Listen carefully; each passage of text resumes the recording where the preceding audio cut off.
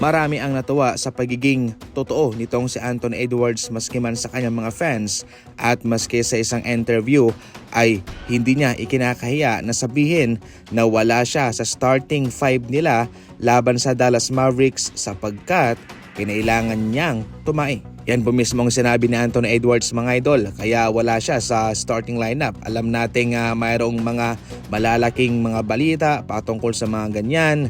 Usually kapag starter ka o superstar player ka ay kinailangan na mayroon kang injury o na-demote ka. Pero si Anthony Edwards ay bad timing itong nangyari sa kanya sapagkat tumai po siya. Yun lang po mga idol ang dahilan kung bakit wala siya sa starting lineup. Mayroong rason kung bakit tinawag na unicorn itong si Kristaps Porzingis sapagkat mayroon siyang nagagawa na hindi po magagawa ng ibang mga malalaro. Bilang isang 7-footer na napaka-flexible, hindi lang siya sa pinta nagdudumina kundi sa labas din. Yan mismo ang rason kung bakit kakaiba itong kanyang nadadalang talento para sa kanyang kupunan, especially sa ngayon sa Golden State Warriors. Sa kanyang pagiging 7-footer ay hindi po ito hadlang para makatira siya ng 3. Actually, siya na ngayon ang pinakauna sa listahan para sa matatangkad na player na nakagawa ng maraming 3 at kanyang naungusan na nga sina Brook Lopez at Lauri Markkanen. Sa kaniyang huling laban ay nakompleto niya na ang ika-1,000 3-pointer niya mga idol.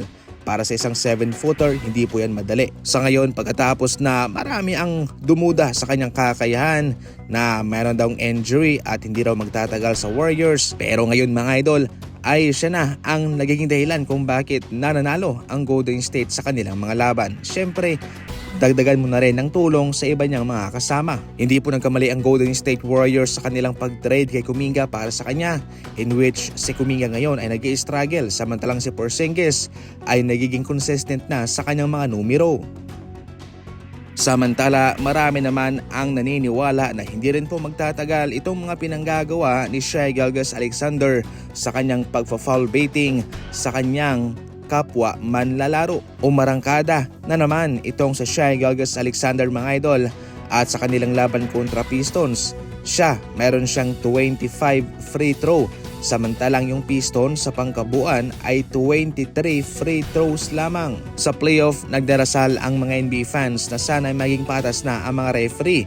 Kanilang titingnan kung uubra pa ba ang mga gantong taktika ni Shai Gilgeous-Alexander sapagkat sa playoff ay ibang usapan na ang officiating, more contact, more physical. Na mga gantong ginagawa niya sa kanyang kapwa NBA player ay hindi na po uubra sapagkat iba na ang tawagan. Sa ngayon, yan na lang po ang pinangahawakan ng mga NBA fans, especially na yung kanilang panawagan ay maging patas naman sana ang mga official at ang mga referee sa mga tawagan. Manatiling updated sa mga NBA updates, dito ka lang. And as always, thank you for watching.